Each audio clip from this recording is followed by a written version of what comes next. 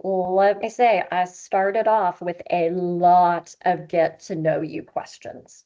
A lot, because, we have to establish trust before we can have a small learning community. That trust, that willingness to be vulnerable has to be there. So many get to know you questions. Everything from, if you could have a student superpower, what would it be? To, I would come up with stuff like sloths, cute or creepy? Why?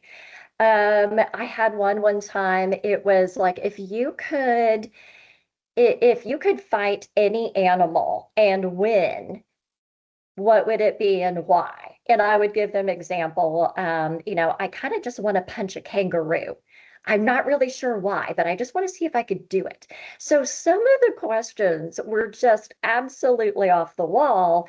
But then some of them, of course, were, what was the best class you've ever had and why? What's the most challenging thing for you as a student, etc. Let me tell y'all, the feedback was, so I did a lot of this at the beginning of the semester.